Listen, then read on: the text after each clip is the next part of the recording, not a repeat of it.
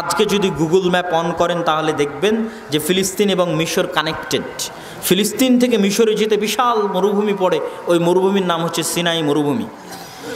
ইউসুফ আলাইহিসসালাতু ওয়াসসালাম মিশরে যখন মন্ত্রী হলেন, আমাদের টার্গেট হচ্ছে জেরুজালেম, মসজিদে আকসা এবং আজকের ঘটনার সাথে কানেক্ট করা, এই জন্য লম্বা ইতিহাস আমরা বলছি না। ইউসুফ আলাইহিসসালাতু ওয়াসসালাম যখন মন্ত্রী হলেন তখন তিনি তার বাবাকে পুরো পরিবার সহ ফিলিস্তিন থেকে ডেকে পাঠালেন, আজকের জেরুজালেম থেকে ডেকে পাঠালেন। তখন ইয়াকুব আলাইহিসসালাম 70 জনের পরিবার নিয়ে মিশর গেলেন। এই বানু ইসরাইল প্রথম মিশরে আসলো। ক্ষমতা হারিয়ে বানু ইসরাইলের উপর ফেরাউন অত্যাচার শুরু করলো। 400 বছরের মাথায় আসলেন মুসা আলাইহিস সালাম, বানু ইসরাইলেই 400 বছর পর, ইউসুফের 400 বছর পরে আসলেন মুসা আলাইহিসসালাতু ওয়াসসালাম বানু ইসরাইলের মধ্যে। মুসা আলাইহিসসালাতু ওয়াসসালাম যখন মিশর ছেড়ে পালিয়ে যাচ্ছেন আর ফেরাউন পানিতে ডুবে যাচ্ছে, তখন মুসা আলাইহিসসালাতু ওয়াসসালাম পালিয়ে যাচ্ছেন না, ফিরে যাচ্ছেন। কোথায় ফিরে যাচ্ছেন? যেখান থেকে 400 বছর আগে তার আদি পিতা ইয়াকুব এসেছিলেন, ইউসুফ এসেছিলেন। কোথায় থেকে এসেছিলেন? জেরুজালেম থেকে, ফিলিস্তিন থেকে, মসজিদে আকসা থেকে, ওখানে যাচ্ছেন। এই জন্য ফেরাউন ডুবে যাওয়ার পরও মুসা আলাইহিস সালাম আর রিটার্ন ব্যাক মিশরে করেননি, কেননা মিশর তার ফাদার ল্যান্ড, আদি পিতার জমি নয়। তার আদি পিতার মাটি এবং জমি, বাপদাদার ভিটা হচ্ছে জেরুজালেম। আসসালামু আলাইকুম ওয়া রাহমাতুল্লাহি ওয়া বারাকাতুহু। আলহামদুলিল্লাহ, আলহামদুলিল্লাহ ওয়াহদাহ, নাহমাদুহু ওয়া নুসাল্লি আলা রাসূলিহিল কারীম ওয়া নাস্তাঈনুহু ওয়া নাস্তাগফিরুহু ওয়া নাউযু বিল্লাহি মিন শুরুরি আনফুসিনা ওয়া মিন সাইয়্যাতি আ'মালিনা। মান ইয়াহদিহিল্লাহু ফালা মুদিল্লা লাহু ওয়া মান ইউদ্লিলহু ফালা হাদিয়া লাহু। ওয়া নাশহাদু আন লা ইলাহা ইল্লাল্লাহু ওয়াহদাহু লা শারীকা লাহু ونشهد أن محمدًا عبده ورسوله. أما بعد، فأعوذ بالله من الشيطان الرجيم. ونجيناه ولوطًا إلى الأرض التي باركنا فيها للعالمين. وقال تعالى أيضًا في كلامه المجيد: سبحان الذي أسرى بعبده ليلًا من المسجد الحرام إلى المسجد الأقصى الذي باركنا حوله. عن أبي ذر الغفاري رضي الله تعالى عنه أنه قال: سألت النبي صلى الله عليه وسلم أي مسجد وضع للناس أول؟ قال: المسجد الحرام. ثم أي؟ قال: المسجد الأقصى. قلت: كم بينهما؟ قال: 40 عام।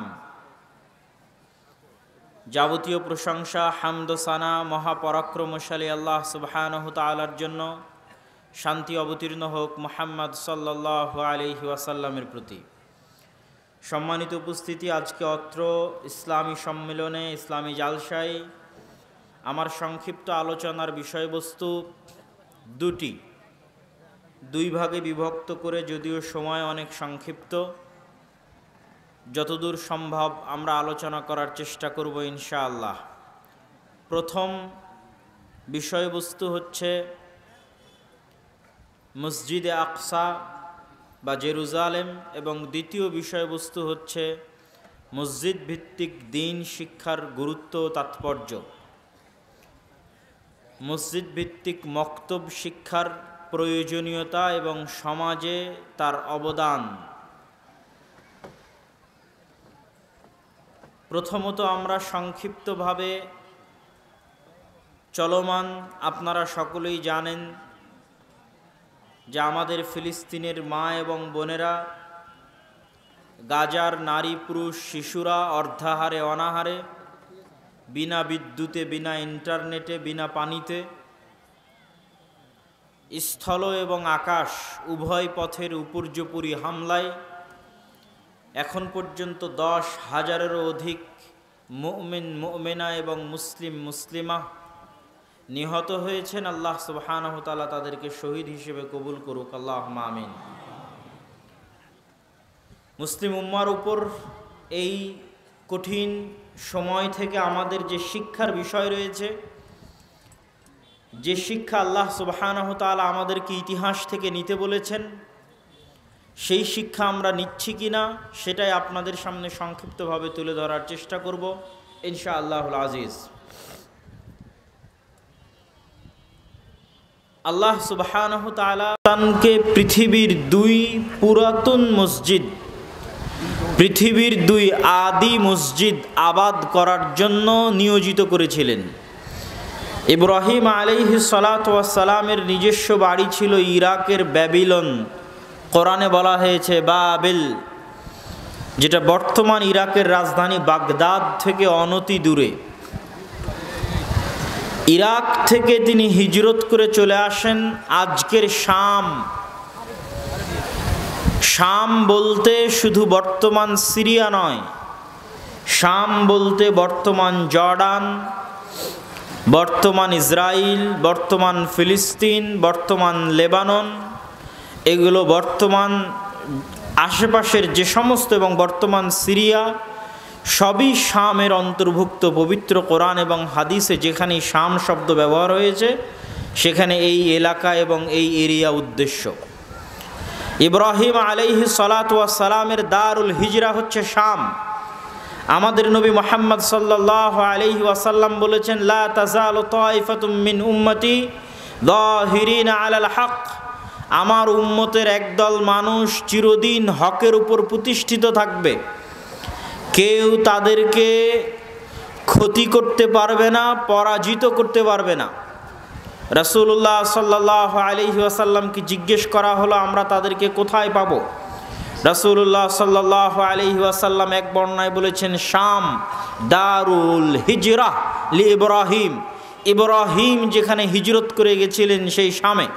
আর এক হাদিসে রাসূল সাল্লাল্লাহু আলাইহি ওয়াসাল্লাম বলেছেন, মসজিদে আকসা এবং তার আশেপাশের অঞ্চলে তোমরা সেই হকের উপর টিকে থাকা জামাতকে, হকের উপর টিকে থাকা গ্রুপকে, দলকে পাবে কোথায়? শামে, মসজিদে আকসার আশেপাশের অঞ্চলে। সম্মানিত উপস্থিতি, ইব্রাহিম আলাইহিস সালাতু ওয়াস সালামের প্রথম স্ত্রী সারা, পৃথিবীর সবচেয়ে সুন্দরী নারী। হাওয়া আলাইহা সালাতু ওয়াস সালামের পরে পৃথিবীর সবচেয়ে সুন্দরী মহিলা ছিলেন সারা। আর সারার পরবর্তীতে ইউসুফ আলাইহিস সালাতু ওয়াস সালাম, তার বাবার দাদি হচ্ছে সারা। ইউসুফ আলাইহিস সালাতু ওয়াস সালামের পিতার দাদি হচ্ছে সারা আলাইহিস সালাতু ওয়াস সালাম। ইউসুফ আলাইহিস সালাতু ওয়াস সালাম তার বাবার দাদির চেহারা পেয়েছিলেন, এই জন্য তিনি ছিলেন পৃথিবীর সবচেয়ে সুদর্শন পুরুষ। সারা আলাইহা সালাতু ওয়াস সালামকে নিয়ে এক সফরের ঘটনা আছে ফিলিস্তিন থেকে মিশর। ইব্রাহিম আলাইহিস সালাতু ওয়াস সালাম যেমন ফিলিস্তিন থেকে মিশর গেছেন, তেমন ফিলিস্তিন থেকে মক্কা এসেছেন। জেরুজালেম, বাংলায় আমরা বলি জেরুজালেম, আরবিতে বলে দারুস সালাম, আর হিব্রুতে ইহুদিরা বলে ইউরুশলাম। আর ইহুদিদের সাথে আমাদের অনেক কিছুতে মিল আছে। হিংসার কারণে তারা আমাদের সহ্য করে না। আমরা যেমন বলি আসসালামু আলাইকুম, তারাও তেমন বলে শালোম। শনিবারের দিন সকালে উঠে বলবে সাবাত শালোম। শালোম মানেও শান্তি, আমরা যেটা আসসালামু আলাইকুম বলি এটা মানেও শান্তি। ইহুদিরা দিনে সালাত আদায় করে 3 ওয়াক্ত, তাদের মসজিদ আছে সিনাগগ, সেই মসজিদে গিয়ে তারা সালাত আদায় করে। আমরা সালাত আদায় করি 5 ওয়াক্ত। এরকম আরও বহু বিষয় আছে, তাদের সাথে মিল খুঁজে পাবেন, আমি বলবো বক্তব্যের একটা পর্যায়ে গিয়ে। তো আমরা যেখানে ছিলাম আর কি, তো ইব্রাহিম আলাইহিস সালাতু ওয়াস সালাম মিশর যাওয়ার পথে জালেম বাদশার হাতে যখন তার স্ত্রী অত্যাচারিত, নির্যাতিত হওয়া থেকে বেঁচে গেলেন আল্লাহর সহযোগিতায়, তখন তাকে উপহার হিসেবে প্রদান করা হলো হাজেরা। হাজেরা আলাইহা সালাতু ওয়াস সালামের গর্ভে ইব্রাহিমের প্রথম সন্তান আসলো ইসমাইল। ইসমাইলকে রেখে আসলেন 1500 কিলোমিটার দূরে মক্কায়। আর পরবর্তীতে সারার গর্ভে জন্ম নিল ইসহাক। ইসহাককে রেখে দিলেন মসজিদে আকসা জেরুজালেমে। এটা ছিল আমাদের এই পয়েন্টের মূল আলোচনা, যে আল্লাহ ইব্রাহিমের 2 সন্তান, ইব্রাহিম আলাইহিস সালাতু ওয়াস সালামের দুই সন্তানকে পৃথিবীর শ্রেষ্ঠ দুইটা মসজিদ, পৃথিবীর পুরাতনতম দুইটা মসজিদ। কত পুরাতন? আল্লাহ সুবহানাহু ওয়া তাআলা পবিত্র কোরআন মাজিদে বলছেন, ইন্না আউওয়ালা বাইতুম উযিআ লিন-নাস বিবাক্কা। পৃথিবীর মানুষ আল্লাহর ইবাদত করবে, এই জন্য পৃথিবীতে প্রথম যে মসজিদ নির্মাণ করা হয়েছে সেটা মক্কায়। আবু যর গিফারি রাদিয়াল্লাহু তাআলা আনহু থেকে বর্ণিত, তিনি বলেন, আমি আল্লাহর নবীকে জিজ্ঞেস করলাম, আল্লাহর নবী, পৃথিবীতে কোন মসজিদ সর্বপ্রথম তৈরি হয়েছে? আল্লাহর নবী বললেন, আল মসজিদুল হারাম, মক্কার কাবা সর্বপ্রথম তৈরি হয়েছে আল্লাহর ইবাদতের জন্য। আমি বললাম, সুম্মা আইয়ু, তারপরে কোন মসজিদ তৈরি হয়েছে? তিনি বললেন, আল মসজিদ আল আকসা, মসজিদ আকসা তৈরি হয়েছে। আমি জিজ্ঞেস করলাম, কাম বাইনাহুমা, কত বছরের ব্যবধান? আল্লাহর নবী বললেন, আরবাউনা আম, 40 বছরের ব্যবধান। তাহলে 40 বছরের ব্যবধানে নির্মিত হওয়া পৃথিবীর প্রথম দুইটা পুরাতন মসজিদ আবাদ করছে কে? ইব্রাহিমের দুই সন্তান, ইব্রাহিমের প্রথম স্ত্রীর গর্ভে দ্বিতীয় সন্তান। যেহেতু প্রথম সন্তান এসেছে দ্বিতীয় স্ত্রীর গর্ভে, ইসহাক আবাদ করছে জেরুজালেমে আল মসজিদ আল আকসা, আর দ্বিতীয় স্ত্রীর গর্ভে প্রথম সন্তান ইসমাইল আবাদ করবে মক্কার কাবা। আর ইব্রাহিম আলাইহিস সালাতু ওয়াস সালাম প্রথম নবী, যিনি জেরুজালেম থেকে মক্কায় সফর করেছেন 5 বার, আনুমানিক 5 বার, ইতিহাসে পাওয়া যায় আরও কতবার করেছেন আল্লাহ ভালো জানে। 1500 কিলোমিটারের পথ পায়ে হেঁটে গেছেন। একবার স্ত্রী পুত্রকে রাখতে গেছেন, একবার কুরবানি করতে গেছেন, একবার গিয়ে ছেলেকে পাননি, স্ত্রীকে তালাক দিতে বলে এসেছেন, আর একবার গিয়ে ছেলেকে পাননি, স্ত্রীকে রাখতে বলে এসেছেন, আর একবার গিয়ে ছেলেকে সাথে করে নিয়ে কাবা তৈরি করেছেন। ওয়াইদ ইয়ারফাউ ইব্রাহিমুল কাওয়াইদা মিনাল বাইতি ওয়া ইসমাইল, যখন ইব্রাহিম এবং ইসমাইল মিলে কাবা তৈরি করলো তখন। তাহলে কত আগে আমরা জেরুজালেম এবং কাবার আলোচনা পাচ্ছি, আজ থেকে 5000 বছরেরও বেশি অতীতকালের কথা আমরা বর্ণনা করছি। সম্মানিত উপস্থিতি, ইসহাক আলাইহিস সালাতু ওয়াস সালামের সন্তানের নাম হচ্ছে ইয়াকুব। ইয়াকুব আলাইহিস সালাতু ওয়াস সালামের 12 সন্তান ছিল, তার মধ্যে একজন ইউসুফ। এই সকল নাম ইংরেজিতে একই ব্যক্তি, কিন্তু উচ্চারণ আলাদা। ইব্রাহিমকে তারা বলে আব্রাহাম, ইসহাককে তারা বলে আইজ্যাক, ইয়াকুবকে তারা বলে জ্যাকব, ইউসুফকে তারা বলে জোসেফ। যেমন আপনি যদি দেখেন saint Joseph school and college, তাহলে ধরতে হবে হজরত ইউসুফ আলাইহিস সালাতু ওয়াস সালাম school and college. Saint Joseph দিয়ে তারা ইউসুফ আলাইহিস সালাতু ওয়াস সালামকেই বুঝিয়েছে, উচ্চারণের পার্থক্য। তথা পৃথিবীর এই 3টা ধর্মই, ইহুদি ধর্ম, খ্রিস্টান ধর্ম এবং ইসলাম, আব্রাহামিক রিলিজিয়ন, 3টা ধর্মের মানুষই ইব্রাহিমের অনুসারী হওয়ার দাবিদার, মিল্লাত ইব্রাহিমের অনুসারী হওয়ার দাবিদার। এবং 3টা ধর্মই সেমেটিক রিলিজিয়ন। সেমেটিক মানে সাম। নূহ আলাইহিস সালাতু ওয়াস সালামের যে 3 সন্তান নৌকায় উঠে ঈমান আনয়নের মাধ্যমে বেঁচে গেছিলেন, তারা হচ্ছেন সাম, হাম, ইয়াফেস। আর একজন সন্তান নাফরমানি করে বন্যায় ডুবে গেছিল। তো এই 3 সন্তানের মাধ্যমেই আল্লাহ পৃথিবী আবাদ রেখেছেন, নূহের 3 সন্তানের মাধ্যমে। সামের পরবর্তী বংশধরদেরকে বলা হয় সেমেটিক তথা এশিয়ান। ভারত, পাকিস্তান, বাংলাদেশ, আরব, আফগানিস্তান, এই এশিয়ার অঞ্চলের মানুষ হচ্ছে সামের সন্তান। তথা ইব্রাহিমও সামের বংশে, আর ইব্রাহিমের পরবর্তী আর যত নবী তারা তো সব ইব্রাহিমের বংশে। সুতরাং সবই সেমেটিক রিলিজিয়ন। এটা কি জন্য বললাম?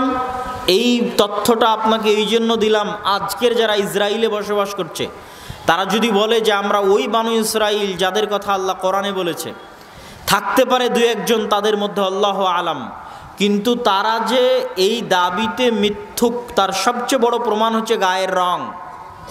কেননা ইব্রাহিম হচ্ছে সামের সন্তান, সেমেটিক, আরবের মানুষ, ইরাকের মানুষ, এশিয়ার মানুষ। তার পরবর্তীতে আর যত নবী এসেছে সব হচ্ছে এশিয়ার। মুহাম্মদ সাল্লাল্লাহু আলাইহি ওয়াসাল্লামও এই কালারের, এই রঙের, এই বর্ণের। ঈসা আলাইহিস সালাতু ওয়াস সালামও এই কালারের, এই রঙের, এই বর্ণের। ইসহাক, ইয়াকুব, ইউসুফ এই কালারের, এই রঙের, এই বর্ণের। এখন ইউরোপ এবং আমেরিকা থেকে সম্পূর্ণ ধবধবে সাদা হলদে চেহারা নিয়ে এসে কেউ যদি বলে যে আমি ইসহাকের বংশধর, আমি ইব্রাহিমের বংশধর, এটা মিথ্যা। কেননা গায়ের কালার এবং গায়ের রঙে মিলতে হবে। তোমরা যেই নবীর অনুসরণের দাবি করছো, মুসা, ঈসা, তারা সব সেমেটিক, সবাই হচ্ছে ইব্রাহিমের সন্তান, সামের সন্তান। আমার নবীর চেহারা আর ইব্রাহিম আর ইসহাকের চেহারা একই রকম। আমার নবীর চেহারা আর মুসা এবং ঈসার চেহারা একই রকম, মানে গায়ের রঙে। তারা কেউ না আফ্রিকান কালো, না ইউরোপ এবং আমেরিকার ধবধবে সাদা, তারা হচ্ছে এশিয়ান। তো এখন যারা ইসরায়েলে বসবাস করতেছে তারা বেশিরভাগ ইউরোপ এবং আমেরিকা থেকে ওই চেহারা, ওই কালার নিয়ে এসে তারা দাবি করতেছে যে আমরা হচ্ছি ইব্রাহিম বা ইসহাকের বংশধর। এই জন্য কালার প্রমাণ করে যে তারা তাদের দাবিতে মিথ্যুক। আরও অনেক ঐতিহাসিক কারণ আছে এই দাবিতে মিথ্যুক হওয়ার, যেটা আজকে আমরা আলোচনা করছি না। কিন্তু আমরা যে আলোচনাটা করতে চাচ্ছি সেটা হচ্ছে এই তিনটা ধর্মই ইব্রাহিম আলাইহিস সালাতু ওয়াস সালামের অনুসারী হওয়ার দাবিদার। এবং এই তিনটা রিলিজিয়নের মধ্যে বানু ইসরাইল, যাদের কথা আল্লাহ সুবহানাহু ওয়া তাআলা পবিত্র কোরআনের সূরা বাকারায় ব্যাপকভাবে আলোচনা করেছে, যে বানু ইসরাইলের বিস্তারিত তাফসির আমি আমার দেশব্যাপী মসজিদ ভিত্তিক দাওয়াতি সফরে মোটামুটি সূরা বাকারা থেকে কমপ্লিট করেছি, যেটা আল ইতিসাম টিভিতে আপনারা দেখতে পারেন, বানু ইসরাইলের তাফসির। তো এই বানু ইসরাইল, তাদের সম্পর্কে সংক্ষিপ্ত বলে আমরা আজকের বিশ্বে যা ঘটতেছে সেখানে চলে আসব। ইসহাকের সন্তান হচ্ছে ইয়াকুব, আর ইসহাক হচ্ছে ইব্রাহিমের সন্তান। ইয়াকুবের সন্তান হচ্ছে ইউসুফ। ইয়াকুব আলাইহিস সালাতু ওয়াস সালামের দুই স্ত্রী ছিলেন। প্রথম স্ত্রীর সন্তানে ছিল 10 জন, প্রথম স্ত্রীর গর্ভে 10 জন সন্তান, আর দ্বিতীয় স্ত্রীর গর্ভে 2 জন সন্তান, ইউসুফ আর বেনিয়ামিন। আজকের ইসরায়েলের প্রধানমন্ত্রী তার নাম রেখেছে বেনিয়ামিন, নবীর নামের দিকে নিসবত করেই। কেননা আমি বলেছি তাদের তোরাহ, তাদের তাওরাহ, তাদের ইঞ্জিল এবং আমাদের কোরআন বর্ণনাগত পার্থক্য থাকতে পারে বিকৃতির কারণে, কিন্তু মূল জিনিসগুলো এক। কোরআনে যেমন আদম এবং হাওয়ার ঘটনা বলা আছে, তোরা এবং ইঞ্জিলে আদম এবং ইভ, তারা হাওয়ার নাম দিয়েছে ইংরেজিতে ইভ, আদম এবং ইভের ঘটনা বলা আছে।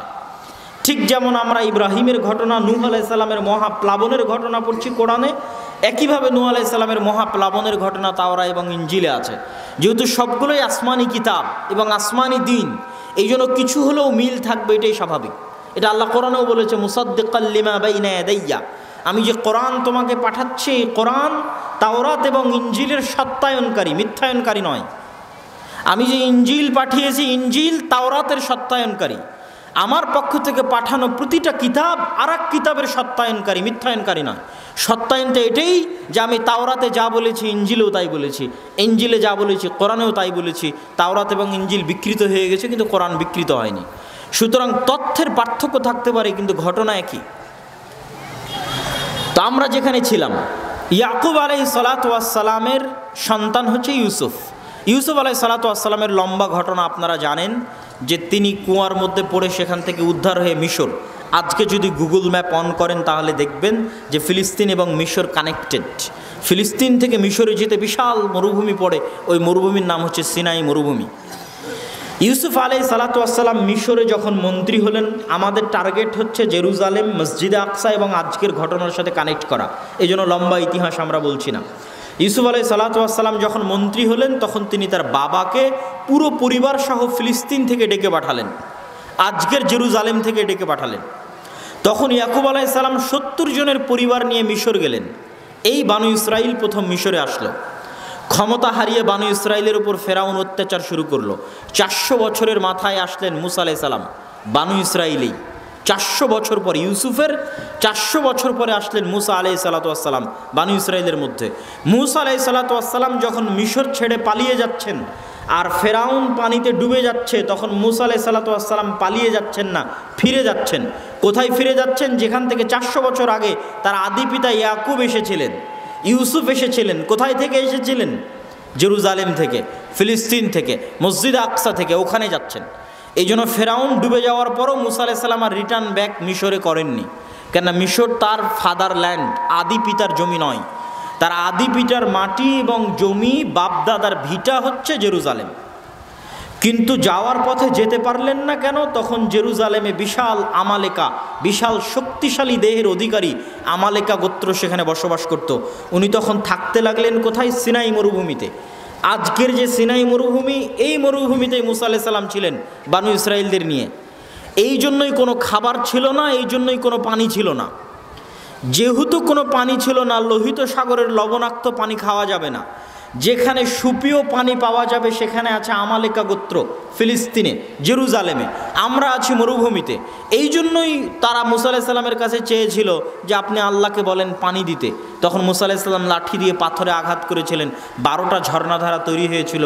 ইয়াকুবের 12 সন্তানের বংশধরের জন্য আল্লাহ 12টা ঝর্ণাধারা তৈরি করেছিলেন। খাবার ছিল না, খাবার চেয়েছিল আল্লাহ আসমান থেকে মান্না এবং সালোয়া দিয়ে পাঠিয়েছিলেন। কেন? এটা ছিল মরুভূমি। ওই মরুভূমিতেই তুর পাহাড় আছে, যেই তুর পাহাড়ে মুসা আলাইহিস সালাতু ওয়াস সালাম তাওরাত আল্লাহর পক্ষ থেকে রিসিভ করেছিলেন। আল্লাহ তাদেরকে আদেশ দিলেন জিহাদ করার জন্য, জেরুজালেম বিজয় করতে হবে, জিহাদ করো।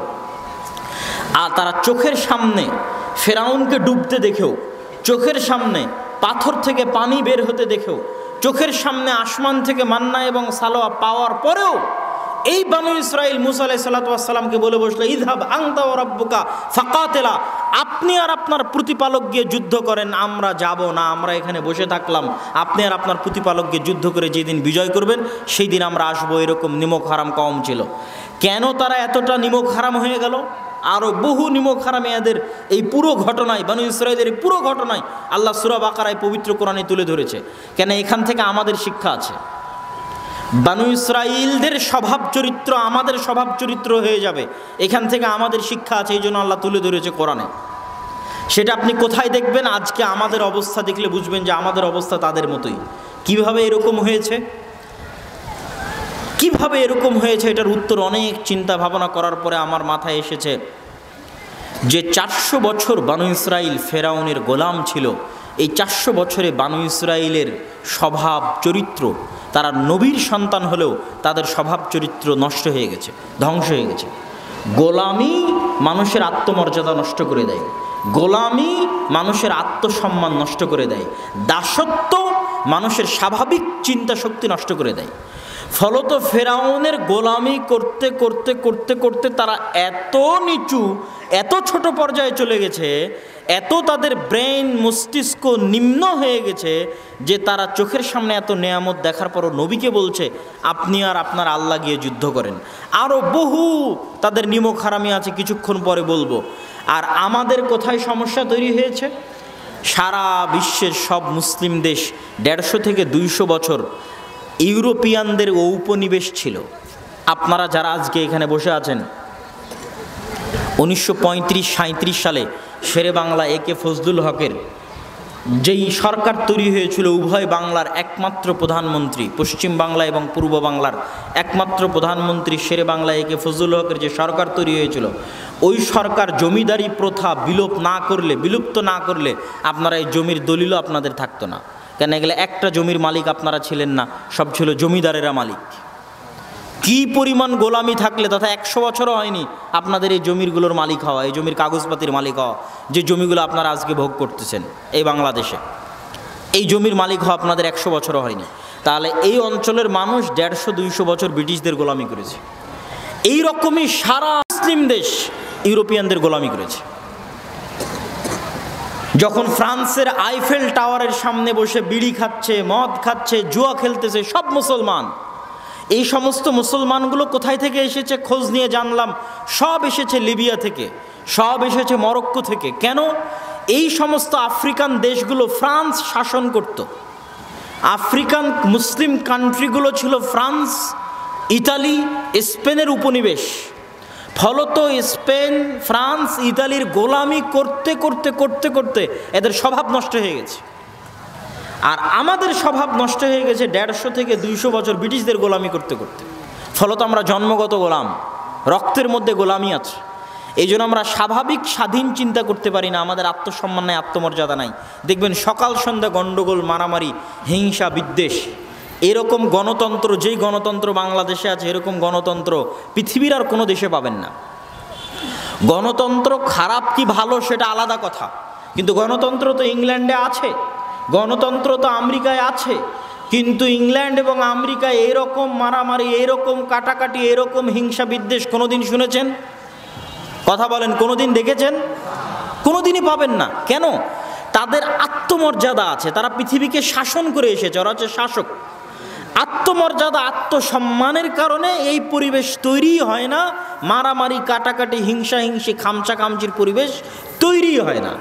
পুলিশ বাহিনী পুলিশ বাহিনীর মতো কাজ করে, বিচার বিভাগ বিচার বিভাগের মতো কাজ করে, সরকার সরকারের মতো কাজ করে। 5 বছর পর পর ভোট দিয়ে মানুষ সরকার পরিবর্তন করে। কেউ ক্ষমতায় এসে মনে করে না যে আমি পুলিশকে আমার অধীনে নিয়ে চলে আসব। কেউ ক্ষমতায় এসে মনে করে না যে আমি বিচার বিভাগকে আমার অধীনে নিয়ে চলে আসব। কেন? তারা জন্মগত পৃথিবীকে শাসন করে এসেছে। শিক্ষায় উন্নত, জ্ঞানে উন্নত, ব্যক্তিত্বে, চরিত্রে, আত্মমর্যাদা, আত্মসম্মানে উন্নত, নিচু ছোট চিন্তা ভাবনা নাই। আর আমরা হচ্ছে গোলামি করেছি 150 বছর, 200 বছর। যখন বাদশাহ আলমগীর ছিল তখনকার মুসলমানেরা এরকম ছিল না। মানে আজকের যে মুসলমান, আজ থেকে 300 বছর আগে যখন বাদশাহ আলমগীর এদের শাসন করেছে তখনকার মুসলমানেরা এরকম ছিল না। তখন মাদ্রাসা মসজিদের নামে গোটা ভারতের 5 ভাগের 1 ভাগ সম্পত্তি শুধু মাদ্রাসা মসজিদের নামে ওয়াকফ করা ছিল। গোটা ভারত, পাকিস্তান, বাংলাদেশকে 5 ভাগ করবেন, 5 ভাগ করে 1 ভাগ করলে কত হাজার বিঘা হয়? এত হাজার বিঘা সম্পত্তি, এত লক্ষ বিঘা সম্পত্তি শুধু মসজিদ মাদ্রাসারই ছিল। এখন দেখান দেখি 200 বছরের পুরাতন কোনো মসজিদ মাদ্রাসার জমি আছে কিনা? নাই। তাহলে এই জমিগুলো কোথায় গেল? যখন লাখেরাত সম্পত্তি বাজেয়াপ্তকরণ আইন পাশ করেছিল ব্রিটিশরা, তখন এগুলো সব সম্পত্তি বাজেয়াপ্ত হয়ে গেছিল। মসজিদ মাদ্রাসার নামে 500-600 বছর যাবৎ মুসলমানদের ওয়াকফ করা জমি বাজেয়াপ্ত হয়ে গেছে। মানে মুসলমানেরা তো এই দেশে 150-200 বছর থেকে নাই, প্রায় 1000 বছর থেকে এই দেশে আছে। তাহলে 1000 বছরের পুরাতন মাদ্রাসাও থাকতে হবে, 1000 বছরের পুরাতন মসজিদও থাকতে হবে, অসংখ্য। নাই কেন? এগুলো সব সম্পত্তি বাজেয়াপ্ত হয়ে গেছে, ছিল। এই গোলামি মুসলমানদেরকে ধ্বংস করে দিয়েছে। ওই যে ফ্রান্সের আইফেল টাওয়ারের সামনে বসে বিড়ি খাচ্ছে, এগুলো সব মুসলমান। একটা মদখোর, একটা জুয়াখোর, একটা অধপতিত, নিম্ন, অশিক্ষিত, মূর্খ জাতিতে পরিণত হয়ে গেছে। ঠিক বানু ইসরাইলেরা যেমন 300 বছর, 400 বছর ফেরাউনের গোলামি করে ধ্বংস হয়ে গেছে, আমাদের অবস্থা হচ্ছে গোলামি করতে করতে আমরা ওই পর্যায়ে চলে গেছি। সম্মানিত উপস্থিতি, এই বানু ইসরাইলদের যখন এই আচরণ দেখলেন, তখন মুসা আলাইহিস সালাতু ওয়াস সালাম কষ্ট পেলেন। কষ্ট পেয়ে তিনি আল্লাহর কাছে দোয়া করলেন, হে আল্লাহ, আমার মৃত্যু যেন জেরুজালেমের এত নিকটে হয়, যেখান থেকে একটা ঢিল নিক্ষেপ করলে আমার কবরে এসে পড়ে, বা এই মসজিদে আকসা থেকে একটা ঢিল নিক্ষেপ করলে যেন আমার কবরে এসে পড়ে, এত নিকটে আমার মৃত্যু, বা আমার দাফন এবং আমার কাফনের ব্যবস্থা করিয়েন। এটা বুখারীর হাদিস। আল্লাহর নবী বলছেন, আমি ফিলিস্তিনে থাকলে তোমাদের দেখাতাম কোথায় মুসা আলাইহিস সালাতু ওয়াস সালামের কবর রয়েছে। মুসা আলাইহিস সালাতু ওয়াস সালামের মৃত্যুর পরে আসলেন ইউশা বিন নুন। 40 বছরের আজাব শেষ হলো বানু ইসরাইলের। আজাব শেষ হওয়ার পর ইউশা বিন নুনের নেতৃত্বে তারা জিহাদ করলো। লম্বা ঘটনা। জিহাদের দিন আল্লাহ সূর্য থামিয়ে দিলেন। যুদ্ধের দিন পৃথিবীর ইতিহাসে প্রথম একবার মাত্র আল্লাহ সুবহানাহু ওয়া তাআলা সূর্য থামিয়ে দিয়েছিলেন। সেই দিন এই দিন, যেই দিন জেরুজালেম মসজিদে আকসা বিজয় হবে, সেই দিন ইউশা বিন নুনের নেতৃত্বে মসজিদে আকসা বিজয় করতে গিয়ে শুক্রবার বিকেল হয়ে গেছে। শুক্রবারের সন্ধ্যা নামলে শনিবারের দিন শুরু হবে। শনিবারের দিন শুরু হলে যুদ্ধ বিগ্রহ নিষিদ্ধ। সেই দিন অনুযায়ী, মুসা আলাইহিস সালামের দিন অনুযায়ী, তাওরা অনুযায়ী শনিবারের দিন শুরু হলে যুদ্ধ বিগ্রহ নিষিদ্ধ। শুক্রবার সন্ধ্যা হলেই যুদ্ধ বিগ্রহ নিষিদ্ধ হবে। এই জন্য ইউশা বিন নুন আল্লাহর কাছে দোয়া করলেন, আল্লাহুম্মা হবিস আলাইনা ইয়া শামস ইন্নাকা মা'মুরা ওয়া আনা মা'মুরুন। হে সূর্য, তুমি আদিষ্ট আর আমিও আদিষ্ট। হে আল্লাহ, এই সূর্যকে আপনি আমাদের উপর থামিয়ে দিন, যেন যুদ্ধ শেষ করে বাইতুল মুকাদ্দাস মসজিদে আকসা বিজয় করতে পারি। আল্লাহর নবী বলছেন যে ইন্না শামসা লাম তুহবাস লিবাশারিন, পৃথিবীতে কোনোদিন সূর্য কোনো মানুষের জন্য থামেনি, ইল্লা লিইউশা বিন নুন, একমাত্র ইউশা বিন নুন এবং বানু ইসরাইলের জন্য আল্লাহ সূর্য থামিয়ে দিয়েছিলেন, যেন তারা মসজিদে আকসা বিজয় সম্পূর্ণ করতে পারে। কত বড় নিমক হারাম জাতি, চোখের সামনে দেখলো সূর্য থেমে গেছে। এই সূর্য থামানোর মাধ্যমে আল্লাহ তাদের মসজিদে আকসা বিজয় করার সুযোগ দিলেন। এবার আল্লাহ তাদেরকে আদেশ দিচ্ছেন, শোনো, যখন তোমরা কারিয়ায় প্রবেশ করবে, আমি তাদেরকে বলে দিলাম, যখন তোমরা এই শহরে প্রবেশ করবে তখন তোমরা বলবে হিত্তাতুন নাগফির লাকুম, তোমরা মুখে উচ্চারণ করবে হিত্তাহ, আমি তোমাদের ক্ষমা করে দিব। হিব্রু ভাষায় হিত্তা হচ্ছে আস্তাগফিরুল্লাহ, আরবিতে আস্তাগফিরুল্লাহ আল্লাযী লা ইলাহা ইল্লা হুয়াল হাইয়ুল কাইয়্যুম ওয়া আতুবু ইলাইহি, বা আরবিতে আস্তাগফিরুল্লাহ হচ্ছে হিব্রুতে হিত্তা। তোমাদের যে এত বড় অপরাধ, এত বড় গুনাহের পরও আমি মসজিদ আকসা বিজয় করার সুযোগ দিচ্ছি, তোমরা যখন জেরুজালেমে প্রবেশ করবে মুখে বলবে আস্তাগফিরুল্লাহ, আর মাথা থাকবে নিচু, সিজদারত অবস্থায় এই শহরে প্রবেশ করবে। এবার আল্লাহ নিজে কোরআনে বলছে, আল্লাহ সুবহানাহু ওয়া তাআলা নিজে কোরআনে বলছে যে এই বানু ইসরাইল যখন আল্লাহ সুবহানাহু ওয়া তাআলার এত বড় নিয়ামত দেখার পরও জেরুজালেমে প্রবেশ করলো, তখন পিছন আগে দিল, মাথা আগে নয়, মাথা উঁচু রেখে পিছন আগে ঠেলে শহরে দিল, আর মুখে উচ্চারণ করলো হিনতাতুন। হিনতাতুন মানে হচ্ছে গমের দানা। বলেন নাউজুবিল্লাহ। কত বড় নিমক হারাম কম চোখের সামনে দেখলো যে আল্লাহ সূর্য থামিয়ে দিয়েছে, তবু আল্লাহর এই উপস্থিত আদেশ লঙ্ঘন করে দিল। সম্মানিত উপস্থিতি, এই জন্যই রাসূলুল্লাহ সাল্লাল্লাহু আলাইহি ওয়াসাল্লাম যেদিন মক্কা বিজয় করেছিলেন, পড়ে দেখবেন রাসূল সাল্লাল্লাহু আলাইহি ওয়াসাল্লাম যেদিন মক্কা বিজয় করেছেন, ওই দিন তিনি মক্কার উঁচু সাইড থেকে মক্কায় ঢুকেছিলেন, নিচু সাইড থেকে মক্কায় উঠেননি। তিনি আগে থেকেই প্রস্তুতি নিয়েছিলেন, মক্কায় নামবেন, কাবায় নামবেন, তো যেই দিক মক্কা শহরের উঁচু সেই দিক থেকে নামবেন। তো মক্কা শহরের উঁচু দিক থেকে নামছিলেন, এমনিতেই উট হেলেছিল, রাসূলুল্লাহ সাল্লাল্লাহু আলাইহি ওয়াসাল্লাম তার মস্তক আরও হেলিয়ে দিলেন। সাহাবীরা বলছে উটের যে হাওদাজ আছে সেই হাওদাজের সাথে তার কপাল লেগে গেল, আর তিনি মুখে আল্লাহ সুবহানাহু ওয়া তাআলার তাসবিহ, আল্লাহ সুবহানাহু ওয়া তাআলার প্রশংসা পাঠ করতে থাকলেন আর মক্কায় প্রবেশ করতে থাকলেন। এটা হচ্ছে বানু ইসরাইলের বিপরীত আচরণ। মুহাম্মদ সাল্লাল্লাহু আলাইহি ওয়াসাল্লাম আল্লাহর শুকরিয়া আদায় করছেন এবং আল্লাহকে সিজদা করে, মক্কা আল্লাহ বিজয় করার সুযোগ দিয়েছে, আল্লাহকে সিজদা করে চলন্ত অবস্থায় তিনি সিজদারত অবস্থায়, তাসবিহরত অবস্থায় মক্কায় প্রবেশ করেছেন। সম্মানিত উপস্থিতি, এই নিমক হারামিগুলো হচ্ছে আমাদের মধ্যে প্রবেশ করেছে। আল্লাহ তাদের এই নিমক হারামির জন্য বড় বড় শাস্তি দিয়েছে। দুইবার আল্লাহ সুবহানাহু ওয়া তাআলা তাদেরকে শাস্তি দিয়ে ধ্বংস করে দিয়েছে। আর যখন ইয়াহইয়া আর জাকারিয়াকে হত্যা করেছে এই কওম, তখন আল্লাহ তাদের চিরদিনের জন্য অভিশপ্ত করে দিয়েছে। গায়রিল মাগদুবি আলাইহিম, চিরদিনের জন্য অভিশপ্ত করে দিয়েছে। ইউশা বিন নুনের পরে এই জেরুজালেমে শাসন কায়েম করলেন দাউদ আর সুলাইমান। অন্তত 200-300 বছর পরে হবে দাউদ আর সুলাইমান এখানে শাসন কায়েম করলেন। পৃথিবীর সবচেয়ে বড় রাজত্ব কায়েম হলো জেরুজালেমে। আর মসজিদে আকসা দ্বিতীয়বার নির্মাণ করলেন সুলাইমান আলাইহিস সালাতু ওয়াস সালাম। দাউদ এবং সুলাইমানের আরও পরে চলে আসেন ওয়াইদ ক্বালাত ইমরাতু ইমরান রাব্বি ইন্নী নাযারতু লাকা মা ফি বাতনি মুহাররারান ফাতাকাব্বাল মিন্নি। যখন ইমরানের স্ত্রী আল্লাহর কাছে দোয়া করলো, আল্লাহ আমার পেটে যে সন্তান আছে আপনার রাস্তায় ওয়াকফ করে দিলাম। ফালাম্মা ওয়াদাআতহা ক্বালাত রাব্বি ইন্নী ওয়াদাআতুহা উনসা। যখন সন্তান প্রসব হলো, বলছে মেয়ে সন্তান প্রসব করেছি, এখন কি হবে? সেই মেয়ে সন্তান হলো মারিয়াম, যাকে এই মসজিদে আকসা পরিষ্কার পরিচ্ছন্ন রক্ষণাবেক্ষণের দায়িত্ব দেওয়া হলো। তাহলে এই যে এতগুলো নবীকে আমরা এই মসজিদের সাথে সম্পৃক্ত করে দিলাম, কতগুলো নবীকে, ইব্রাহিম থেকে শুরু করে, ইসহাক ইয়াকুব থেকে শুরু করে, ইউসুফ থেকে শুরু করে, মুসা থেকে শুরু করে, দাউদ সুলাইমান থেকে শুরু করে মারিয়াম পর্যন্ত। মারিয়ামের ছেলে ঈসা এই শহরে জন্মগ্রহণ হয়েছে, ঈসা আলাইহিস সালাতু ওয়াস সালাম। তারা বলে ঈসা আলাইহিস সালাতু ওয়াস সালামকে তারা বলে জেসাস, আর মারিয়ামকে বলে মা মেরি, আর মুসা আলাইহিস সালাতু ওয়াস সালামকে বলে মোজেস। নাম একই, ব্যক্তি একই, উচ্চারণের পার্থক্য। এটার সাথে আরও একজনকে যুক্ত করে দিতে হবে মসজিদে আকসার সাথে, তিনি হচ্ছে লূত আলাইহিস সালাতু ওয়াস সালাম। আল্লাহ সুবহানাহু ওয়া তাআলা কোরআন মাজিদে বলছেন ওয়ানাজ্জাইনাহু ওয়া লূতান ইলাল আরদিল্লাতী বারাকনা ফীহা লিল আলামিন। আমি লূতকে এবং ইব্রাহিমকে ওই মাটিতে আশ্রয় দিয়েছি যেই মাটিতে আমি বরকত রেখেছি সারা পৃথিবীর মানুষের জন্য। বলেন আল্লাহু আকবার। সারা পৃথিবীর মানুষের জন্য বরকত রেখেছি ওই মাটিতে যেই মাটিতে আমি ইব্রাহিম আর লূতকে আশ্রয় দিয়েছি। ইব্রাহিমকে ইরাক থেকে বাপ তাড়িয়ে দিল, আশ্রয় দিলাম জেরুজালেমে, আর লূতকে তার শহর উল্টিয়ে দিলাম, লূতের শহর উল্টিয়ে দেওয়ার পরে লূতকে আশ্রয় দিলাম এই মাটিতেই। সমসাময়িক লূত এবং ইব্রাহিম আলাইহিস সালাতু ওয়াস সালাম একই যুগের। তো জর্ডানের ডেড সির ওই সাগর উল্টিয়ে দেওয়ার পরে, ওই শহর উল্টিয়ে দেওয়ার পরে লূতকে আশ্রয় দিলাম জেরুজালেমে, আর বাপ তাড়িয়ে দেওয়ার পর ইব্রাহিমকে আশ্রয় দিলাম জেরুজালেমে। এতগুলো নবীর আমরা সম্পর্ক তৈরি করে দেখালাম এই জেরুজালেমের সাথে। আমাদের নবীর ছোট্ট দুইটা সম্পর্ক। সুবহানাল্লাযী আসরা বিআবদিহি লাইলাম মিনাল মাসজিদিল হারাম ইলাল মাসজিদিল আকসা আল্লাযী বারাকনা হাওলাহ। মহা পবিত্র সেই সত্তা যিনি তার বান্দা, যিনি তার দাস, তার গোলাম মুহাম্মদ সাল্লাল্লাহু আলাইহি ওয়াসাল্লামকে সফর করিয়েছেন। মুহাম্মদ সাল্লাল্লাহু আলাইহি ওয়াসাল্লামকে সফর করিয়েছেন মক্কার কাবা থেকে জেরুজালেমের মসজিদে আকসা পর্যন্ত। কোন মসজিদে আকসা?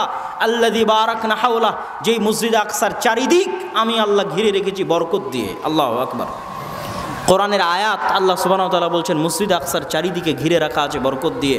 সেই মসজিদ আকসায় আমি সফর করিয়েছি আমার বান্দা মুহাম্মদ সাল্লাল্লাহু আলাইহি ওয়াসাল্লামকে, যেখানে তিনি সকল নবীর ইমামতি করেছেন, বোরাক বেঁধে রেখেছেন, সেখান থেকে আসমানে সফর করেছেন, আবার আসমান থেকে মসজিদ আকসা হয়ে ফিরে তিনি কাবায় চলে এসেছেন, মক্কায় চলে এসেছেন। সম্মানিত উপস্থিতি, আল্লাহর নবীর পরে জেরুজালেম বিজয় করেছেন ওমর রাদিয়াল্লাহু তাআলা আনহু।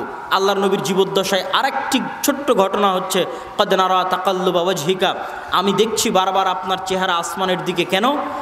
আমাদের দিনের প্রথম কেবলা ছিল মসজিদে আকসা, প্রথম কেবলা।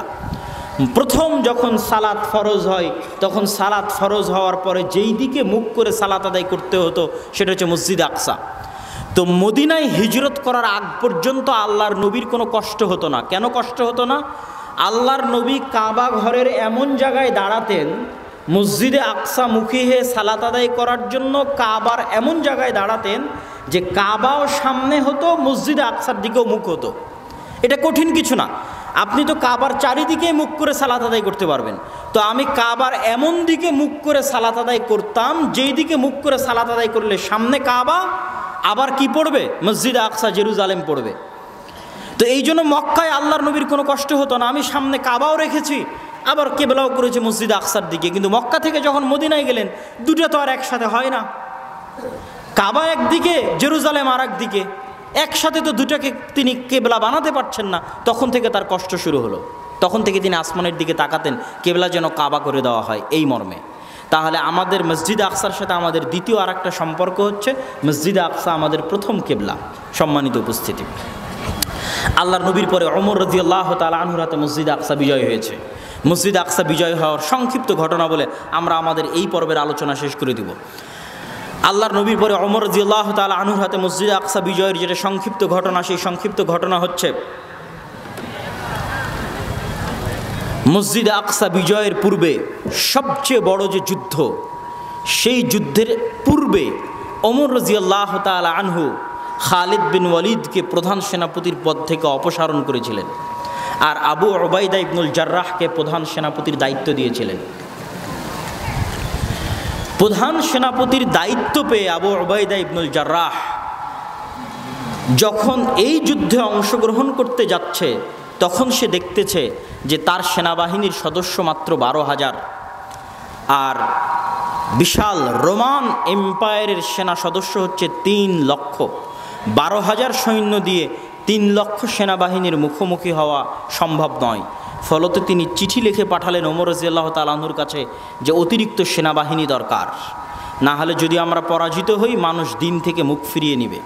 ওমর রাদিয়াল্লাহু তাআলা আনহু চিঠির উল্টা পিঠে লিখে পাঠালেন যে লা তুহাওয়িলান্নাকুম কাসরাতান নাসারা আও কাসরাতার রোম, তোমাদেরকে যেন রোমানদের সংখ্যাধিক্য ভীত সন্ত্রস্ত না করে, তোমাদেরকে যেন মুসলমানদের অল্প সংখ্যায় চিন্তাগ্রস্ত না করে। জেনে রাখো আল্লাহ যার সাথে আছে তারাই শক্তিশালী। ওমর রাদিয়াল্লাহু তাআলা আনহুর এই চিঠি পেয়ে আবু উবাইদা ইবনুল জাররাহ চিন্তার মধ্যে পড়ে গেলেন। খালিদ ইবনুল ওয়ালিদ আবু উবাইদা ইবনুল জাররাহকে বললেন, হে প্রধান সেনাপতি আবু উবাইদা ইবনুল জাররাহ, আজকের দিনের জন্য আপনি যুদ্ধের দায়িত্ব আমাকে ছেড়ে দেন। কাগজে কলমে প্রধান সেনাপতি আপনি, কিন্তু আজকের যুদ্ধের প্রধান সেনাপতি আমি। আবু উবাইদা ইবনুল জাররাহ খালিদ বিন ওয়ালিদের হাতে প্রধান সেনাপতির দায়িত্ব ওই দিনের জন্য ছেড়ে দিলেন। সংক্ষিপ্ত আকারে কথা হচ্ছে, 6 দিন যুদ্ধ হলো। 6 দিন যুদ্ধের পর মুসলমানেরা যুদ্ধে বিজয় করে 4 ভাগে ভাগ হয়ে আজকের যে গাজার নাম শুনছেন, এই গাজা প্রথম বিজয় হয়।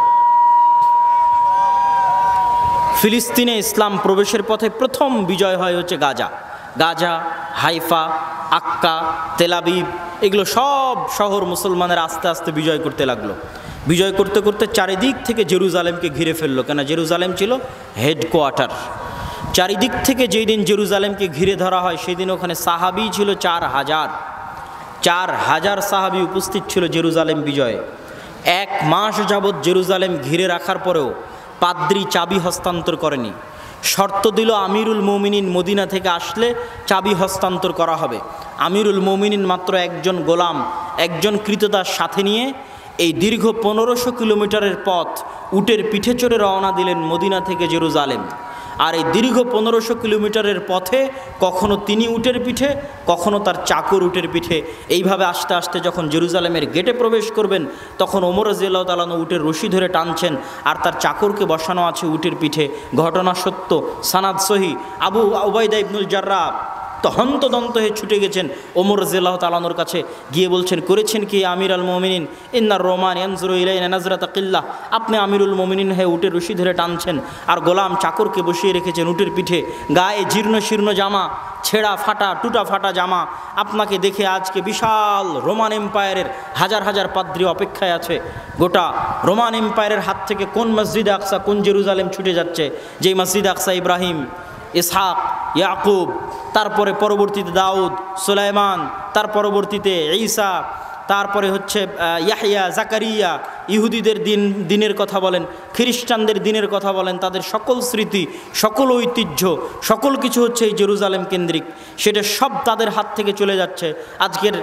আজকের বিশ্বের যারা শাসক তাদেরকে বলেন তোমাদের গোটা পৃথিবী দিয়ে দেবো, জেরুজালেম ছেড়ে দাও, দিবে না। কেননা জেরুজালেমে ঈসা আলাইহিস সালাতু ওয়াস সালামের জন্ম হয়েছে, কেমনে দিবে? বলেন তোমাদের সারা পৃথিবী দিয়ে দিচ্ছি, জেরুজালেম দিয়ে দাও, দিবে না। কেননা দাউদ আর সুলাইমান জেরুজালেমে শাসন প্রতিষ্ঠা করেছিলেন, কেমনে দিবে? ইউশা বিন নুন জেরুজালেম বিজয় করেছিলেন, তারা তো ওইটারই দাবিদার। দাবিতে সত্য মিথ্যে সেটা পরের কথা, কিন্তু ওইটারই দাবিদার, এই জন্য দিবে কেমনে?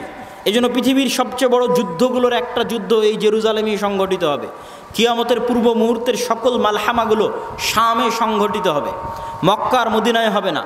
এই জন্য যে মক্কা মদিনা চিরদিনের জন্য ফিতনা মুক্ত, দাজ্জালের প্রবেশ মক্কা মদিনায় নিষিদ্ধ।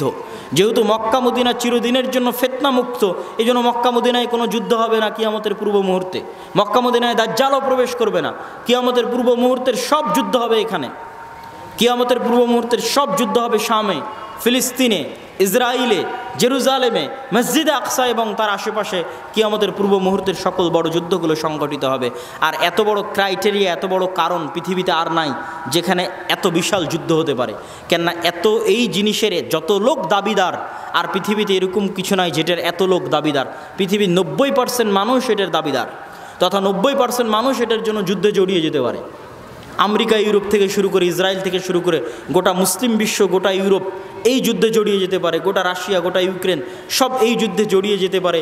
কেননা এইটার দাবিদার হচ্ছে পৃথিবীর 90% মানুষ, তথা পৃথিবীর তিনটা আব্রাহামিক রিলিজিয়ান, সেমিটিক রিলিজিয়ানের মানুষ এটার দাবিদার। সম্মানিত উপস্থিতি, ওমর রাদিয়াল্লাহু তাআলা আনহুকে আবু উবাইদা ইবনুল জাররাহ বলছে, করেছেন কি? আজকে এত বড় বিজয়, কত বড় বিজয় সেটার বর্ণনা দিলাম যে এত বড় বিজয়। এই বিজয়ের দিনে আপনি নিজে রশি ধরে টানছেন আর গায়ে জীর্ণ শীর্ণ কাপড় পরে আছেন, রোমানরা কি মনে করবে? ওমর রাদিয়াল্লাহু তাআলা আনহু বললেন, শোনো, কুন্না কওমান আদিল্লাহ, আমরা ছিলাম জাহেল, মূর্খ, অজ্ঞ জাতি, পৃথিবীতে আমাদের কেউ চিনত না।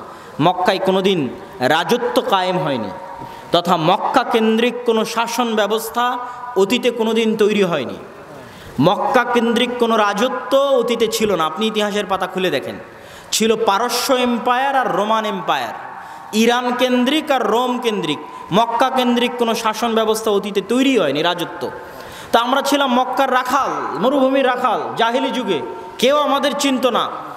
আর সেই জায়গা থেকে আজ 20, 25, 30 বছরের ব্যবধানে রোমানদের সবচেয়ে বড় হেডকোয়ার্টার আমি বিজয় করছি মদিনা থেকে এসে। আ'আজ্জানাল্লাহু বিল ইসলাম, এই বিজয় আল্লাহ সুবহানাহু ওয়া তাআলা আমাদেরকে দিয়েছে ইসলাম মানার কারণে। বলেন আল্লাহু আকবার। এই জায়গার মধ্যে আমাদের আজকের বক্তব্যের সকল সারমর্ম আছে। ওই বানু ইসরায়েলের হাত থেকে আল্লাহ জেরুজালেম 2বার ছিনিয়ে নিয়েছে। তাদের উপর অভিশাপ দিয়েছে কেন? ওরা সকাল সন্ধ্যা আল্লাহর কথা অমান্য করত, সকাল সন্ধ্যা আল্লাহর পাঠানো নবীদের জবাই করত, এটা ছিল তাদের স্বভাব। আর আজকেও আল্লাহ মসজিদে আকসা আমাদের থেকে ছিনিয়ে নিয়েছে, এটা আল্লাহর আযাব। আমাদের আমলের কারণে, আমাদের গুনাহের কারণে আল্লাহ সুবহানাহু ওয়া তাআলা আমাদেরকে এই তৌফিক দেয় না। যে কত হাজি এখানে বসে আছে, ওই হাজির তৌফিক হয়নি যে সে আল্লাহর 3টা পবিত্র মসজিদের 3য় মসজিদে সফর করবে, হয়নি তৌফিক। এই তৌফিক আল্লাহ দেয়নি, এটা আল্লাহর আযাব। আমাদের মতো গুনাহগারকে আল্লাহ আযাবে রেখেছে। যে আমরা আল্লাহর পবিত্রতম মসজিদ মক্কা এবং মদিনা দেখতে যেতে পারলেও আল্লাহর আর এক পবিত্র মসজিদ মসজিদ আকসা দেখতে যেতে পারি না, 80 বছর থেকে দেখতে যেতে পারি না। ওমর রাদিয়াল্লাহু তাআলা আনহু জেরুজালেম বিজয় করতে পেরেছিল তাকওয়া দিয়ে, পরহেজগারিতা দিয়ে। তাকওয়া এবং পরহেজগারিতা থাকলে আল্লাহর সাহায্য আসবে, আল্লাহর সাহায্য আসতে বাধ্য। এটা আল্লাহ সুবহানাহু ওয়া তাআলার ওয়াদা যে তিনি সাহায্য করবেন।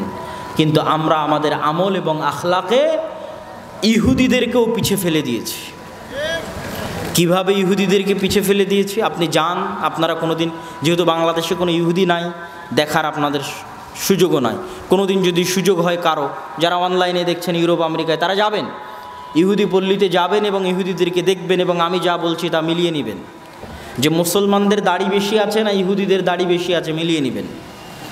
যে মুসলমানেরা 100 জনে কতজন দাড়ি রাখে আর ইহুদিরা 100 জনে কতজন দাড়ি রাখে। যেহেতু ওটাও আব্রাহামিক রিলিজিয়ানের দাবি করে, আর সব নবীর মধ্যে 10টা বৈশিষ্ট্য কমন। সব নবীর মধ্যে কয়টা বৈশিষ্ট্য কমন? 10টা। তো সব নবীর মধ্যে দাড়ির বৈশিষ্ট্য কমন ছিল। মুসলমানেরা কয়জন মাথায় টুপি দেয় আর ইহুদিরা কয়জন মাথায় টুপি দেয়? আজকে থেকে ভিডিও দেখবেন, ইউটিউবে সার্চ দিয়ে ভিডিও দেখবেন যে টুপিবিহীন কোনো ইহুদিকে আপনি দেখতে পান কিনা, টুপি ছাড়া। আর মুসলমানেরা কয়জন মাথায় টুপি দেয়? মুসলমানেরা টুপি আর দাড়ি খুলে ফেলতে পারলে বাঁচে, কেননা পৃথিবীতে পরিবেশই তৈরি করা হয়েছে এমন যে দাড়ি রাখবে, যে টুপি দিবে সে জঙ্গি। কিন্তু ওরা যে সবাই দাড়ি আর টুপি মাথায় দিয়ে আছে, ওরা কেউ জঙ্গি না। অথচ ওরা সবাই 99% দাড়ি এবং মাথায় টুপি দিয়ে আছে, পাবেনই না। আপনি ভিডিওতে অন করে ওপেন করে দেখবেন। মুসলমানেরাও খাতনা করে, তারাও খাতনা করে। মুসলমানেরা কয়জন সুদের সাথে জড়িত আর ইহুদিরা নিজেদের মধ্যে কয়জন সুদের সাথে জড়িত? তুলনা করবেন, পর্যালোচনা করবেন। ইহুদিরা সুদের সাথে জড়িত কিন্তু বাইরের সাথে। এক আজীব কওম, এক আজীব ভয়ঙ্কর কওম। সুদ তাদের মধ্যে হারাম, কিন্তু গোটা পৃথিবীর মানুষকে সুদে ব্যস্ত রাখবে, এটাই প্ল্যান। গোটা পৃথিবীর মানুষের টাকা সুদের মাধ্যমে চুষে নিবে, কিন্তু ওরা ওদের মধ্যে কারজে হাসানা দিবে, সুদে নয়। এক ইহুদি আর এক ইহুদির সাথে কখনোই সুদি লেনদেন করবে না, এটা তাদের দৃষ্টিতে হারাম, কিন্তু গোটা দুনিয়াকে ব্যস্ত রাখবে সুদে। আপনি দেখেন আপনারা কয়জন কয়টা করে সন্তান নিয়েছেন আর তারা কয়টা করে সন্তান নেয়। সারা পৃথিবীকে তারা ব্যস্ত রেখেছে, তোমরা 2টার বেশি সন্তান নিও না, পারলে একটা নাও। কিন্তু ওদের দেখেন, ওদের কয়টা করে সন্তান আছে? 6টা 7টার নিচে যদি কারো সন্তান থাকে তাহলে আমাকে বলিয়েন যে অমুক ইহুদি পরিবার পেয়েছিলাম যেই পরিবারে 6টা 7টার নিচে সন্তান আছে। যেহেতু আমি নিজে গেছি, নিজে দেখেছি, এই জন্য আপনাকে বলতেছি। সম্মানিত উপস্থিতি, আপনাদের যারা আজকে এখানে বসে আছে তাদের কয়জনের ছেলে মেয়ে মোবাইলের ফ্রি ফায়ার, পাবজি, জুয়া, বিড়ি, সিগারেট, মদ, তাম্বাকু, নেশা, ক্রিকেটের নেশা, ফুটবলের নেশা, অনলাইন, এগুলোতে ব্যস্ত? আর ওদের কয়টা ছেলে মেয়ে ব্যস্ত? খোঁজ নেবেন। ওরা জন্মের পর থেকে পড়ে বড় হতে হবে, আর গোটা পৃথিবীকে ব্যস্ত রেখেছে কি? তোরা মদ জুয়ার নেশায় ব্যস্ত থাক। কেননা মদ জুয়ার নেশায় ব্যস্ত থাকলে গোলাম বানানো যায়, দাস বানানো যায়। আমরা গোলাম কেন? আমাদের সন্তানেরা হচ্ছে মদ জুয়ার নেশায় ব্যস্ত, এই জন্য হচ্ছে আমরা গোলাম, আমরা দাস। আর তাদের কাছে শিক্ষা আছে, জ্ঞান আছে, গবেষণা আছে, এই জন্য তারা পৃথিবী শাসন করছে। সম্মানিত উপস্থিতি, আমি আমার বক্তব্যের এই অংশ থেকেই, এই শিক্ষার অংশ থেকেই আমার মসজিদ ভিত্তিক আলোচনার দিকে প্রবেশ করতে চাচ্ছি। যে তাদের এই অবস্থা দেখার পাশাপাশি আপনি দেখেন যে তারা ইসরায়েলে তাদের সন্তানদেরকে পড়াশোনা, শিক্ষা, জ্ঞান, গবেষণা, অস্ত্রপাতি, যন্ত্রপাতি এগুলোর পিছনে লাগিয়ে রেখেছে। আর তার পাশেই মুসলমান দেশগুলোকে দেখেন, সব ফুটবল বিশ্বকাপ আয়োজনে ব্যস্ত। সব মুসলিম দেশগুলো কিসে ব্যস্ত? ফুটবল বিশ্বকাপ আয়োজন করবে, এটাতে ব্যস্ত। দুবাইকে দেখেন, কাতারকে দেখেন, তারা হচ্ছে বিনোদনে ব্যস্ত, পর্যটনে ব্যস্ত। কোটি কোটি টাকা আল্লাহ তাদের হাতে দিয়েছে, কিন্তু সেই টাকা তারা ইনভেস্ট করছে বিনোদনের জন্য, পর্যটনের জন্য। তাহলে এই মুসলমানদেরকে যদি আল্লাহ সুবহানাহু ওয়া তাআলা গোলাম না বানিয়ে রাখেন, কাদেরকে গোলাম বানিয়ে রাখবেন? আজকে যদি আপনি আমার বাংলাদেশে আসেন, তাহলে বাংলাদেশ পাকিস্তানের মতো যে রাষ্ট্রগুলো আছে থার্ড ওয়ার্ল্ড কান্ট্রি, এই সমস্ত রাষ্ট্রের যারা দায়িত্ব পালন করে তাদের হাতে দুইটা টাকা থাকলে তারা রাস্তা তৈরি করে, ব্রিজ তৈরি করে, কালভার্ট তৈরি করে। তাদেরকে জিজ্ঞেস করেন দেখি যে কোনো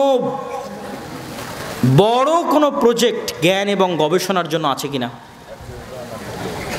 বিশ্ব বাদ দেন, দক্ষিণ এশিয়ার মধ্যেও ঢাকা ইউনিভার্সিটির নাম প্রথম তালিকায়, প্রথম লিস্টে নাই, বুয়েটের নাম নাই, সারা পৃথিবীর 1000 বিশ্ববিদ্যালয়ের মধ্যে নাই। কেন? জ্ঞান এবং গবেষণার জন্য বরাদ্দ নাই। জ্ঞান এবং গবেষণা নিয়ে কেউ চিন্তা করে না, প্রয়োজনও নাই। কেননা মদখোর, নেশাখোর, জুয়াখোর লালন পালন করলেই ক্ষমতায় টিকে থাকা যাবে। মদখোর, নেশাখোর, জুয়াখোর বানালেই মানুষকে গোলাম বানানো যায়। আর এই মদখোর, নেশাখোর, জুয়াখোরদেরকেই পাঠাবে হচ্ছে বিদেশে রেমিটেন্স ইনকাম করতে। কেন? বিদেশে কামলাগিরি করতে তো শিক্ষা লাগবে না। আমি কাউকে কষ্ট দেওয়ার জন্য বলছি না, কোনো মুসলমান ভাই, কোনো প্রবাসীকে কষ্ট দেওয়ার জন্য না, আমার জাতির অবস্থা বর্ণনা করছি।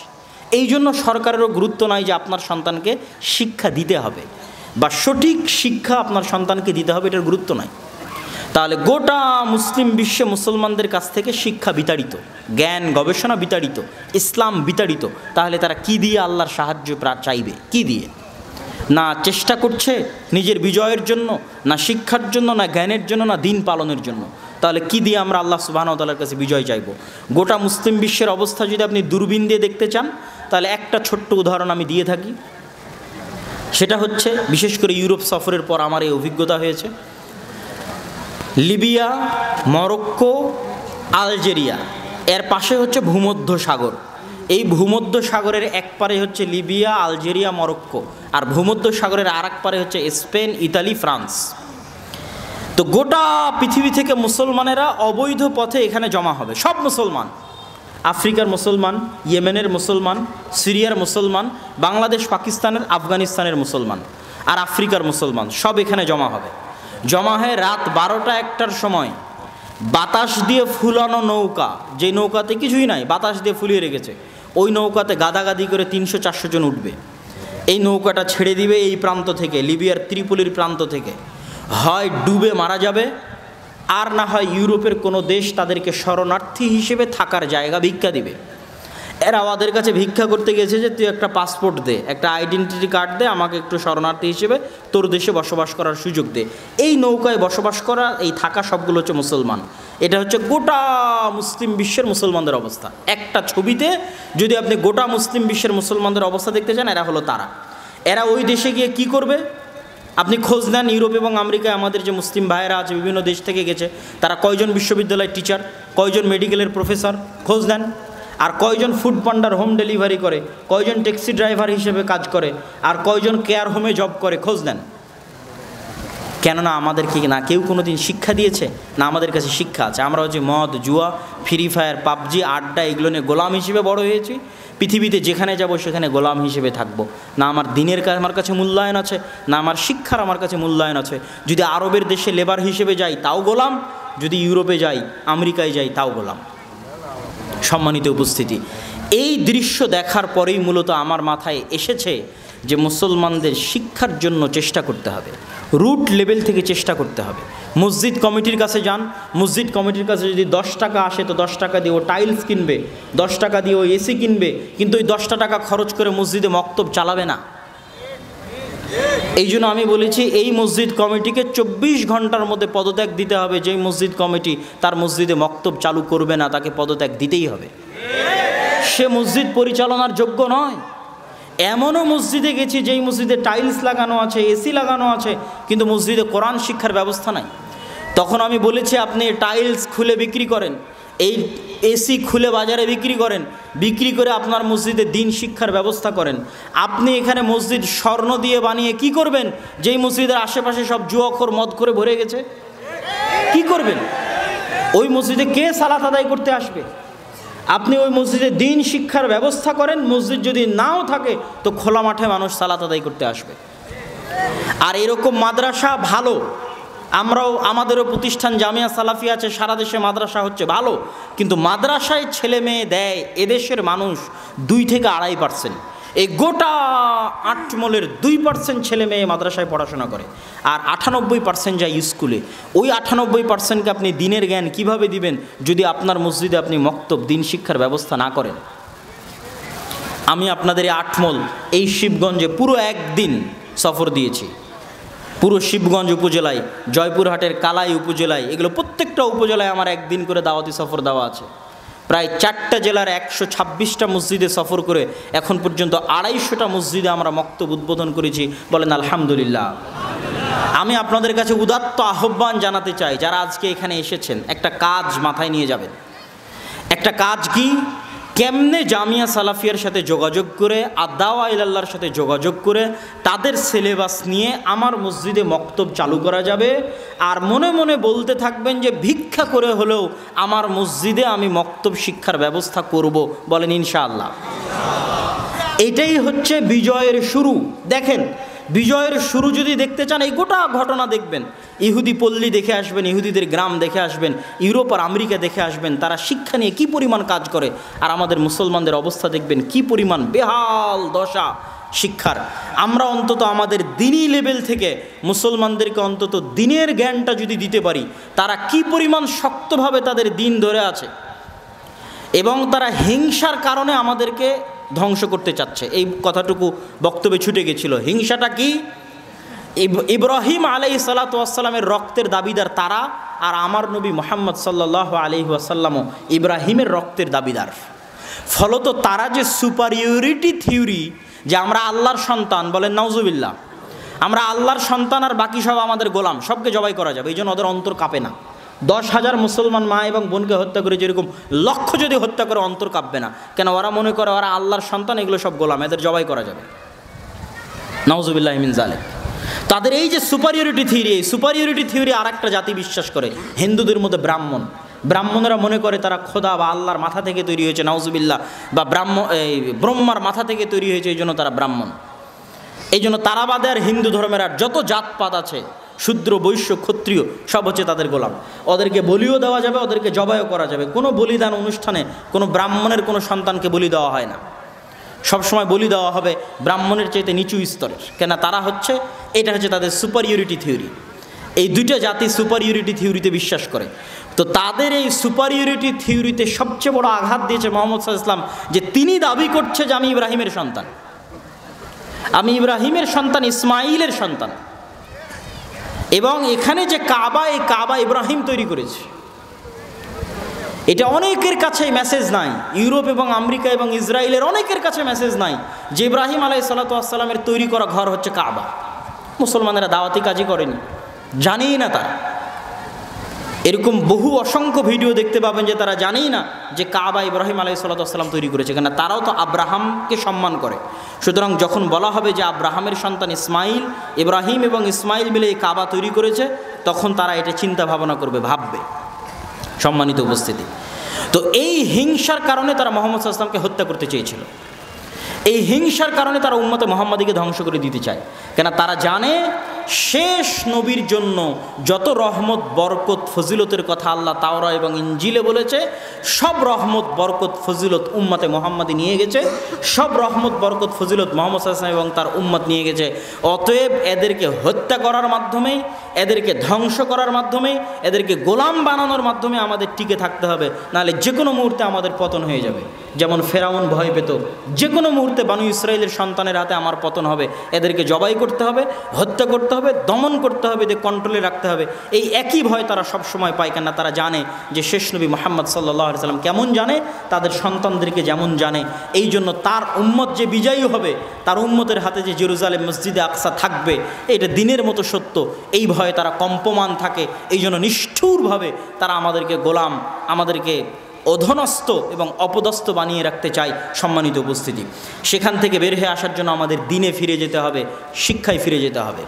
এই জন্য আজকে আপনারা এখান থেকে কাজ মাথায় নিয়ে যাবেন, জামিয়া সালাফিয়ার সাথে যোগাযোগ করে অত্র শিবগঞ্জের প্রত্যেকটা মসজিদে, শিবগঞ্জ উপজেলায়, এই উপজেলা ভিত্তিক আমি দাওয়াত দিয়েছি। এই মাদ্রাসায় দুই দিন এসেছে ফি সাবিলিল্লাহ, আল্লাহ সুবহানাহু ওয়া তাআলার সন্তুষ্টির জন্য, কোনো প্রকার পথ খরচ পাথেয় ছাড়া নিজের খরচ দিয়ে। এবং আমি ওয়াদা করেছি জাতির সাথে, এবং এই ওয়াদা রক্ষায় আমি বদ্ধপরিকর।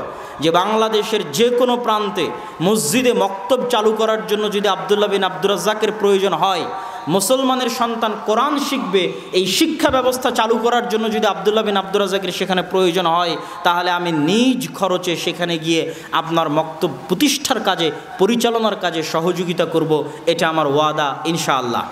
অতএব আপনারা যারা এখানে উপস্থিত হয়েছেন, আমার হাতের ডান পাশে আমাদের অত্র এলাকার জন্য যাকে আমরা দায়ী হিসেবে দাওয়া ইল্লাহর পক্ষ থেকে রেখেছি, আল ফিরোজ আল জামিয়া সালাফিয়া থেকে দাওরা ফারিক করেছে, সে বসে আছে। তার সাথে আপনারা যোগাযোগ করবেন। সে সব সময় দাওয়াতি সফর দিতে থাকে। প্রত্যেকটা মসজিদে মক্তব চালু করতে হবে, দিন শিক্ষার ব্যবস্থা করতে হবে, এই দাবি, এই দাওয়া আপনাদের কাছে রেখে গেলাম। পরিশেষে আল জামিয়া সালাফিয়া ডাঙ্গিপাড়া বাবা রাজশাহীতে 23-24 নভেম্বর, তথা আর মাত্র 10-12 দিন আছে, 23-24 নভেম্বর সালাফি কনফারেন্স অনুষ্ঠিত হতে যাচ্ছে। উক্ত সালাফি কনফারেন্সে আপনাদেরকে স্বতঃস্ফূর্ত অংশগ্রহণ করার আহ্বান জানাচ্ছি। ভারত এবং সৌদি আরব এবং বাংলাদেশ 3 দেশের আলেম ওলামা থাকবে। এটাই প্রথম সালাফি কনফারেন্স যেখানে আমরা সৌদি আরব থেকে মেহমান নিয়ে আসতেছি। দোয়া করবেন যেন আল্লাহ সুবহানাহু ওয়া তাআলা কবুল করে, আল্লাহুম্মা আমিন। এবং আপনারা এটাও দোয়া করবেন যে দাওয়া ইলাল্লাহ সারা দেশব্যাপী মসজিদ ভিত্তিক মক্তব শিক্ষা বা দিন শিক্ষার যে Rasulullah, Rasul